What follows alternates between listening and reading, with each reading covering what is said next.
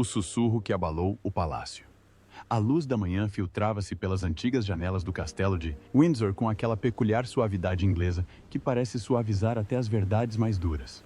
Eram precisamente 9h11 quando os primeiros sussurros começaram a circular pelos corredores do palácio, levados por funcionários cuja descrição era lendária há décadas. Algo estava diferente hoje. O próprio ar parecia carregado de expectativa, como se as pedras do castelo soubessem que a história estava prestes a ser reescrita mais uma vez. Catarina, princesa de Gales, sempre teve uma extraordinária capacidade de manter o mundo em suspense. Durante meses, a especulação correu solta por todos os cantos do planeta. Os tabloides publicaram inúmeras teorias, as redes sociais explodiram em especulações e os correspondentes reais divulgaram reportagens frenéticas, mas o palácio manteve o seu silêncio característico, aquela muralha impenetrável de discrição que protege a monarquia há séculos. Mas naquela manhã em particular, esta muralha estava prestes a ruir da forma mais espetacular imaginável. O príncipe William estava no seu escritório privado, tamborilando com os dedos na secretária de mogno que outrora pertencera à sua avó. O peso da decisão que estavam prestes a tomar oprimia-lhes os ombros. Não se tratava apenas de anunciar um nome. Tratava-se de um legado, do futuro de uma instituição com mais de 1000 anos de história, de honrar o passado enquanto se abraçava um futuro incerto.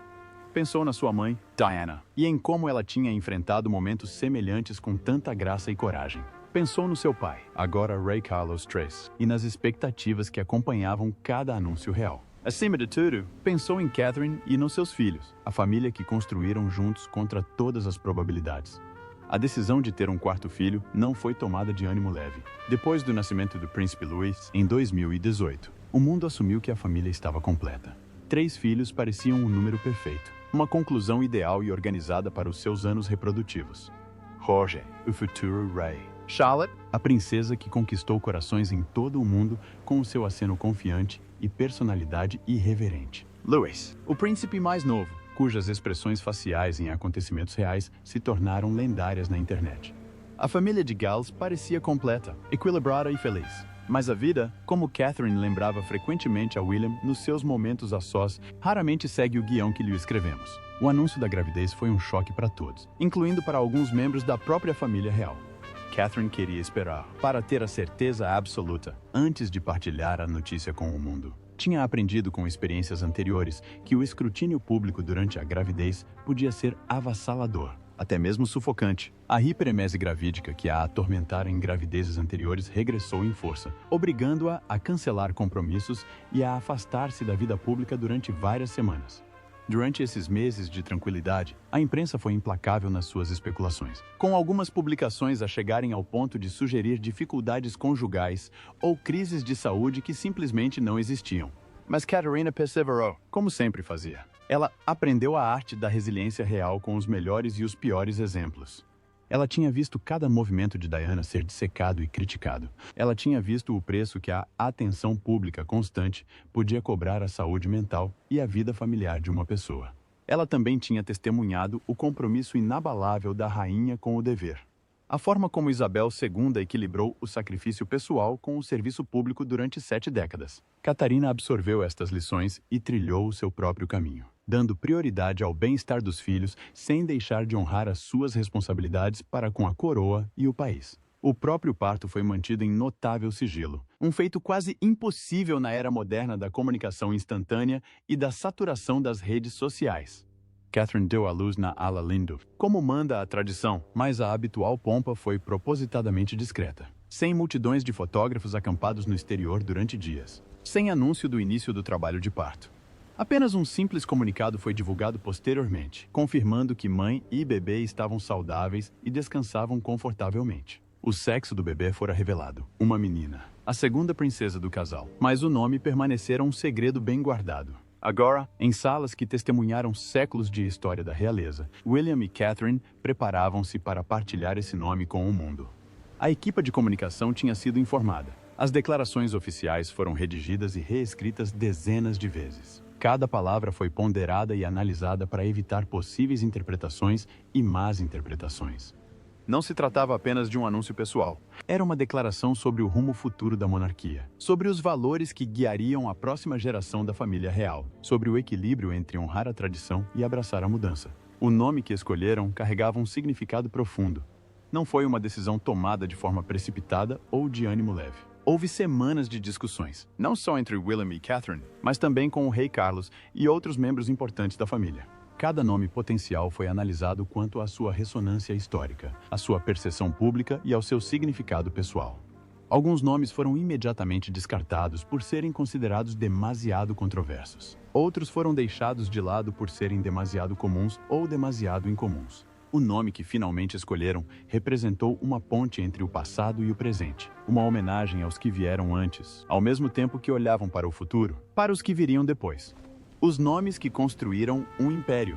Para compreender o significado de qualquer nome real, é necessário primeiro compreender o peso que os nomes carregam dentro da dinastia Windsor. Cada nome é uma mensagem, uma declaração de valores e prioridades, uma afirmação política subtil ou nem tão subtil. Quando Elizabeth Alexandra Mary nasceu, em 1926, ninguém poderia prever que se tornaria a monarca com o reinado mais longo da história britânica. Os seus nomes ligavam-na às rainhas anteriores e estabeleciam o seu lugar numa linhagem que remontava a séculos. Quando Charles Philip Arthur George foi batizado, cada nome carregava o peso dos antepassados reais e as esperanças de uma nação que recuperava da guerra. A tradição de dar nomes à realeza evoluiu ao longo dos séculos, moldada pela política, religião, lealdade familiar e opinião pública.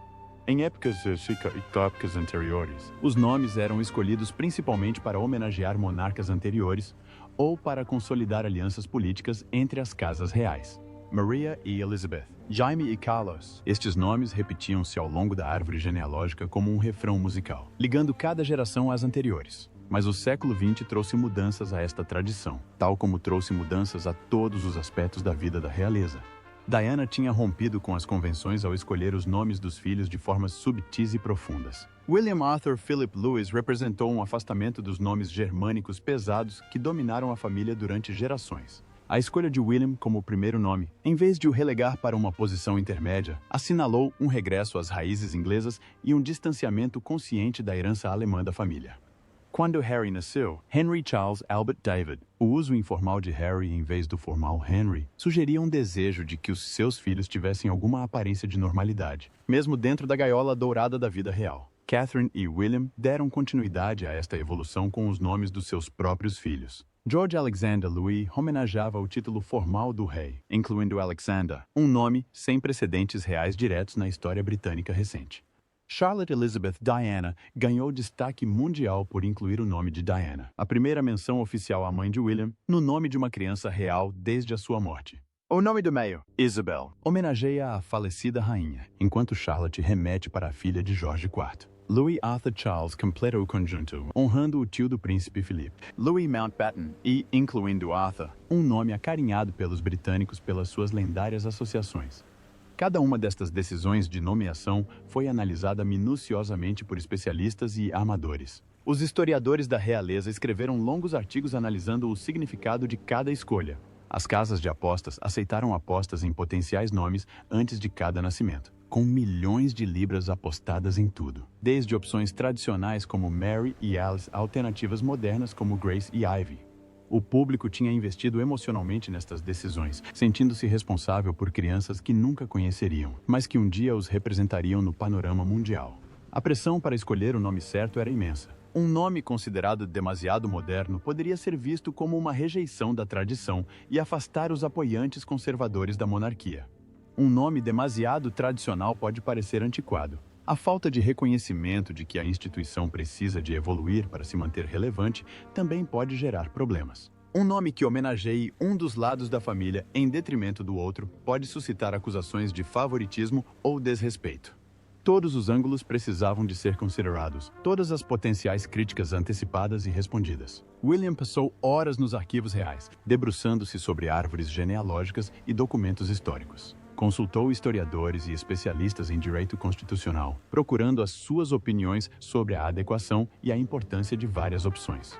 Catherine abordou a questão de um ângulo diferente, considerando não só o peso histórico, mas também a realidade prática do nome. Como soaria num parque infantil?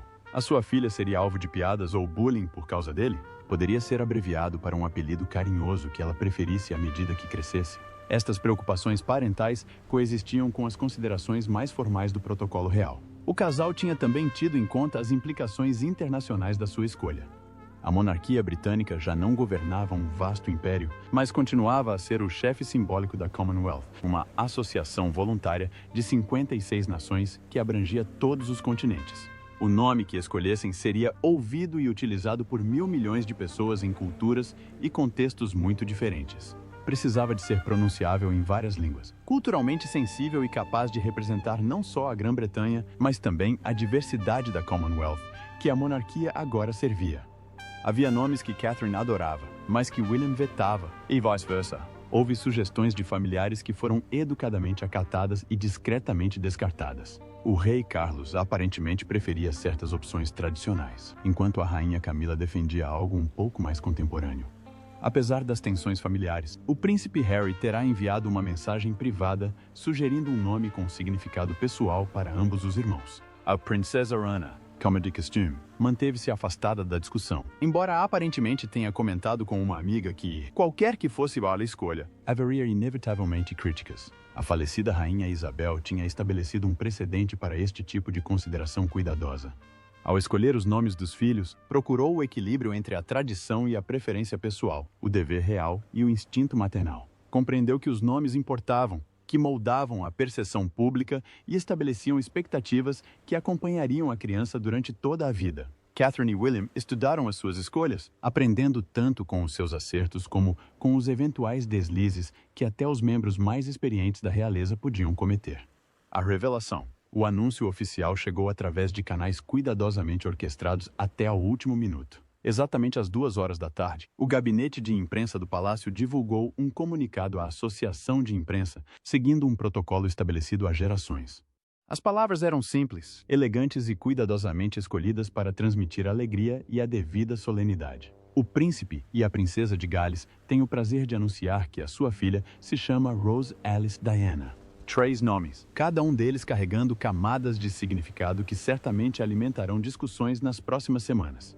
A escolha de Rose como primeiro nome causou repercussões imediatas nos círculos da realeza, e não só. Ao contrário dos nomes anteriores dos filhos, que tinham precedentes claros na história recente da realeza, Rose representava algo diferente. Era um nome que evocava o próprio símbolo de Inglaterra.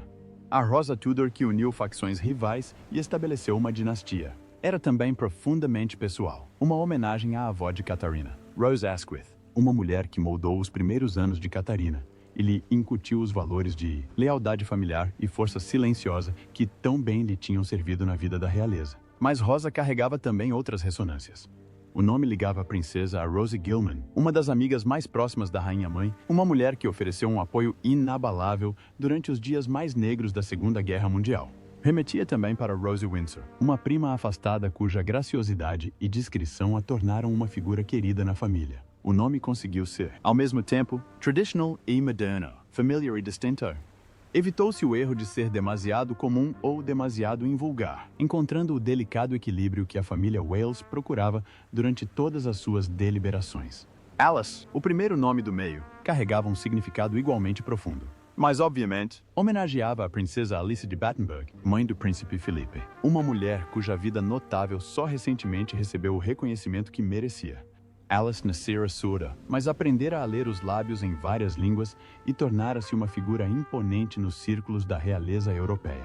Durante a ocupação nazi da Grécia, esconderam uma família judia no seu palácio, arriscando a própria vida para salvar outras pessoas. Fundou uma ordem de enfermeiras e dedicou os seus últimos anos a trabalhos de caridade. A sua coragem, compaixão e dedicação ao serviço representavam exatamente os valores que William e Catherine esperavam incutir nos seus filhos. Mas Alice também se inspirou num passado ainda mais remoto da história da realeza britânica.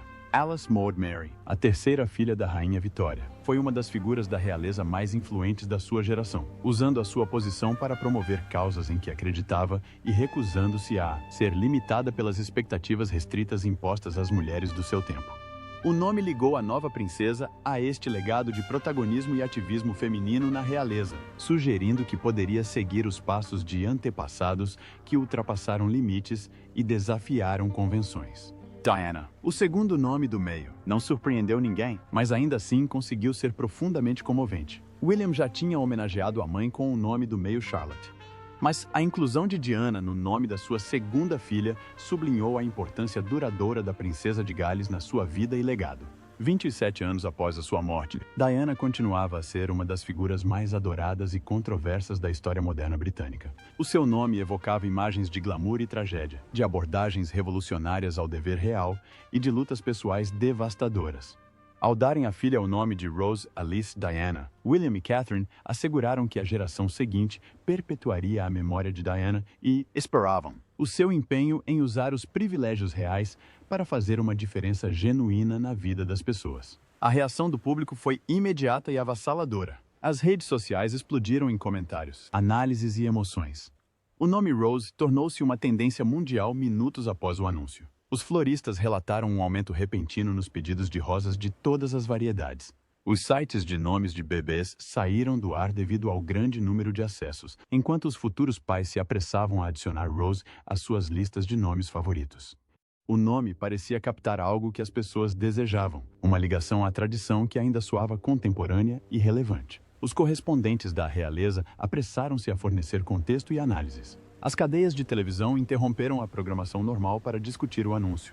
Foram chamados especialistas para explicar o significado histórico de cada componente do nome. Alguns elogiaram a escolha como inspirada, uma combinação perfeita entre honrar o passado e olhar para o futuro. Outros criticaram-na por ser demasiado cautelosa, sugerindo que Guilherme e Catarina perderam a oportunidade de fazer uma declaração mais ousada sobre a evolução da monarquia. Alguns opositores argumentaram que qualquer convenção de nomes reais era inerentemente problemática, uma perpetuação de privilégios hereditários que não tinha lugar numa democracia moderna. Não saiu da família? As reações foram mais privadas, mas não menos significativas. O rei Carlos divulgou uma breve declaração expressando a sua alegria com o nome da sua neta, referindo que homenageava vários ramos da árvore genealógica de uma forma que demonstrava a união que sempre defendeu. A rainha Camila foi fotografada a sair da Clarence House com um sorriso rasgado, embora se tenha recusado a comentar com a imprensa que a aguardava. O príncipe Harry e Meghan enviaram uma mensagem privada de felicitações, um raro momento de comunicação entre os irmãos, cuja relação estava tensa há anos. A mensagem permaneceu confidencial, mas fontes sugeriram que era calorosa e genuína, focando-se na alegria de uma nova vida em vez de desentendimentos passados. A Princesa Lorena, fiel ao seu estilo, ofereceu uma avaliação tipicamente sóbria quando questionada sobre o nome durante um compromisso público. "É uma escolha perfeitamente sensata", terá dito ela. Ok, vindo de Anne, constituiu um grande elogio. O príncipe Eduardo e Sophie manifestaram a sua satisfação pela continuidade do nome Alice na família, dado o próprio nome do meio de Sophie e a sua relação de proximidade com o falecido príncipe Felipe. Até mesmo alguns dos parentes mais distantes, aqueles que normalmente evitavam comentários públicos sobre assuntos familiares, se viram envolvidos na conversa sobre o que este nome poderia sinalizar sobre o rumo futuro da monarquia. O significado por trás da mensagem. Para compreender por que é que Rose Alice Diana representou uma escolha tão cuidadosamente calculada, é necessário olhar para além dos nomes individuais e considerar o contexto mais amplo da posição atual da monarquia. A família real britânica viu-se a navegar em águas revoltas, dividida entre pressões conflituantes para se modernizar e manter a tradição, para ser acessível e, ao mesmo tempo, preservar o mistério, para justificar a sua existência contínua numa era de crescente cepticismo em relação aos privilégios hereditários. Cada decisão, desde as roupas que vestiam as causas que defendiam, carregava um peso simbólico e um potencial de controvérsia. A escolha de dar à filha o nome de Rose, um nome tipicamente inglês com raízes profundas no simbolismo nacional, poderia ser interpretada como uma reafirmação da ligação da monarquia à identidade britânica numa altura em que essa mesma identidade estava a ser questionada e renegociada. O Brexit tinha fragmentado o país política e emocionalmente. A Escócia continuava a debater a independência. A paz na Irlanda do Norte permanecia frágil. O país de Gales afirmava a sua própria identidade distinta com crescente confiança. O Reino Unido estava longe de estar unido, e o papel da monarquia como força unificadora tinha sido desafiado como nunca antes. A Rosa, flor que simbolizara a resolução da Guerra Civil e o nascimento de uma nova dinastia sob Henrique VII, representava a esperança de reconciliação e unidade. consciente ou inconscientemente. Guilherme e Catarina invocavam este simbolismo, sugerindo que a sua família e a instituição que representavam poderiam ainda servir como um ponto de identidade comum para uma nação fragmentada. Foi uma afirmação ousada, talvez até audaciosa, mas também profundamente tradicional, remontando aos próprios alicerces da monarquia Tudor, que estabeleceu a supremacia real em Inglaterra. A inclusão de Alice transmitia mensagens diferentes, mas igualmente importantes. Ao homenagear a mãe do príncipe Felipe, William reconhecia a profunda influência do avô na sua vida e na própria monarquia. Felipe foi o consorte com o reinado mais longo da história britânica, e a sua morte em 2021 deixou um vazio que ainda é sentido por toda a família. Mas, para além disso, Alice representava qualidades que a monarquia moderna necessitava desesperadamente de incorporar. Coragem perante a adversidade, compaixão que se traduzia em ações concretas, humildade apesar dos privilégios e um serviço que ia para além dos deveres cerimoniais. A história da princesa Alice, que escondeu refugiados judeus durante o Holocausto, só se tornou amplamente conhecida nos últimos anos, em parte graças às representações dramáticas nos meios de comunicação populares. O seu reconhecimento como justa entre as nações por Yad Vashem elevou-a de uma mera nota de rodapé na história da realeza a uma figura de genuína autoridade moral. Ao invocarem o seu nome, William e Catherine estavam a alinhar a filha, e por extensão toda a família real, com valores que transcendiam a nacionalidade e a religião, a decência humana básica, a coragem moral e a vontade de arriscar tudo pelo que era certo. Diana, claro, manteve-se o elemento mais carregado de emoção associado ao nome. 27 anos após a sua morte, a mãe de William continuava a exercer uma grande influência sobre a família real. O seu legado era complexo e controverso. Para alguns, ela representava tudo o que de bom a realeza moderna tinha para oferecer: cordialidade, acessibilidade, compaixão genuína pelos que sofriam e a disponibilidade para romper com protocolos ultrapassados. Para outros, personificava os perigos da tomada de decisões emocionais, da manipulação dos mídia e da priorização dos sentimentos pessoais em detrimento da estabilidade institucional. William passou toda a sua vida adulta a tentar honrar a mãe e, ao mesmo tempo, a evitar os seus erros. Aprendeu ao observá-la usar a atenção dos mídia para promover as suas causas, mas também testemunhou como essa mesma mídia acabou por consumi-la. Ele tinha absorvido os ensinamentos dela sobre o poder da ligação humana, a importância de apoiar as pessoas nos seus momentos mais difíceis, ao mesmo tempo que reconhecia que a instituição exigia certos limites e protocolos para funcionar eficazmente. Ao nomear a sua filha de Rosalys Diana, declarava que o legado de Diana não seria esquecido nem diminuído, que os seus contributos para a modernização da monarquia seriam reconhecidos e valorizados. O nome serviu também como uma subtil repreensão àqueles que procuraram apagar ou minimizar o impacto de Diana. Durante anos após a sua morte, a família real pareceu quase relutante em mencionar o seu nome publicamente. Carlos seguiu em frente com Camila. A rainha manteve uma neutralidade estudada. Apenas William e Harry defenderam consistentemente a sua memória, e a saída de Harry da vida real complicou até essa homenagem. Agora, como Rosalys Diana, William garantia que o nome da sua mãe seria pronunciado nos círculos reais por gerações, carregado por uma princesa que representaria o futuro da monarquia. Mas os nomes por si só não podiam determinar o destino. O verdadeiro teste estaria na forma como Rose seria educada, que valores absorveria e que papel desempenharia na evolução da família real. Charlotte já tinha demonstrado sinais da confiança e do carisma que lhe seriam muito úteis na vida da realeza. Jorge, como o futuro rei, carregava fardos que os seus irmãos nunca compreenderiam completamente.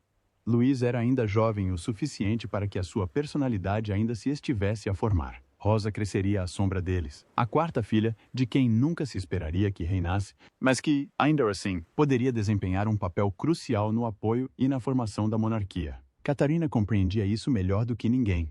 Como quarta filha, sabia o que significava existir longe dos holofotes, mas ainda assim ser moldada pela dinâmica e pelas expectativas familiares. Ela tinha observado os seus próprios irmãos trilharem os seus caminhos, encontrando formas de construir vidas com sentido sem o fardo da atenção ou da responsabilidade excessivas. Estava determinada a que Rose tivesse oportunidades semelhantes, que ser princesa não se tornasse uma prisão da qual não houvesse escapatória. William partilhava destas preocupações, mas abordava-as de um ângulo diferente. Tinha visto o que acontecia quando as crianças da realeza eram privadas de experiências normais, quando eram tão protegidas e isoladas que se tornavam incapazes de se relacionar com pessoas comuns. Também tinha testemunhado o extremo oposto, quando a liberdade em excesso levava a escândalos e constrangimentos que prejudicavam a reputação da monarquia. Encontrar o equilíbrio certo seria um trabalho de anos, décadas até, exigindo ajustes e reavaliações constantes à medida que Rose crescia e o mundo à sua volta continuava a mudar. Um futuro incerto? O batizado da princesa Rose Alice Diana ocorreu 6 semanas após o seu nascimento, seguindo uma tradição que remonta a séculos. A Capela Real do Palácio de St. James proporcionou um ambiente intimista. As suas paredes antigas testemunharam inúmeros batizados reais, incluindo os dos seus irmãos mais velhos. A lista de convidados foi cuidadosamente selecionada, limitada a familiares próximos e a um pequeno número de padrinhos escolhidos pela sua importância pessoal para William e Catherine, e não pelo seu estatuto social ou influência política. As fotografias divulgadas após a cerimônia contaram a sua própria história. Rose, resplandecente no vestido de batizado de renda Honiton, que fora usado por gerações de bebês da realeza, parecia tranquila nos braços da mãe. O sorriso de Catherine irradiava felicidade genuína, uma satisfação que adivinha de saber que a sua família estava completa. William estava ao lado dela. Uma mão pousava delicadamente no ombro de George, a outra segurava a mão de Charlotte, enquanto Louise olhava com curiosidade para a sua nova irmã.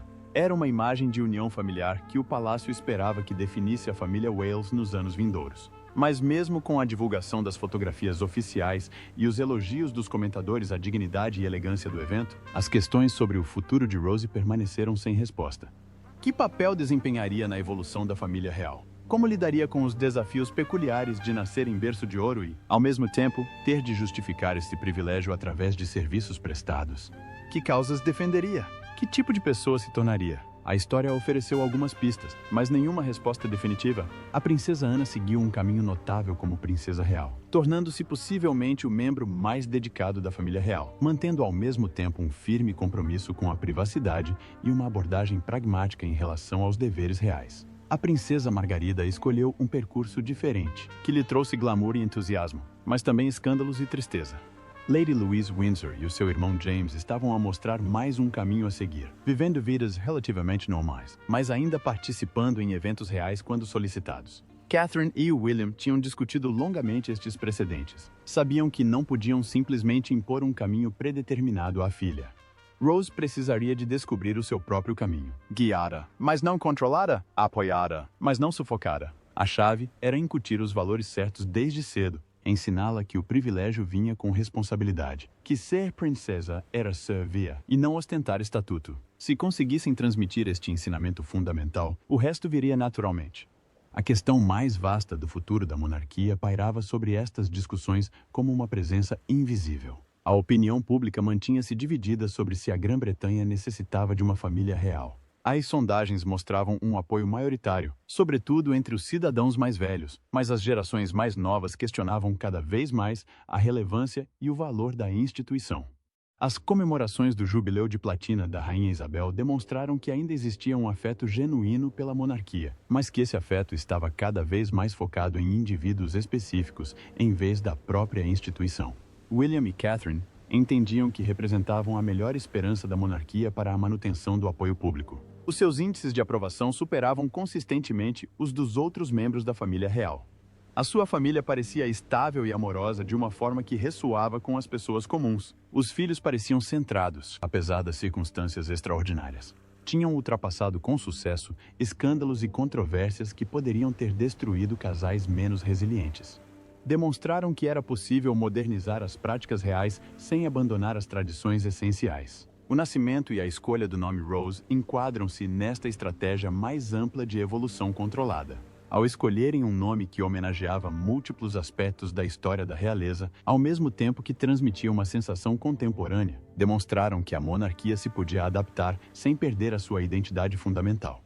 Ao acolherem um quarto filho, quando muitos assumiam que a família estava completa, demonstraram que as famílias reais podiam fazer escolhas pessoais em vez de simplesmente seguirem guiões pré-determinados. Ao divulgarem fotografias e informações cuidadosamente selecionadas, mas que pareciam genuínas, satisfizeram o interesse público, mantendo, ao mesmo tempo, limites apropriados. Mas a estratégia e o cálculo têm os seus limites.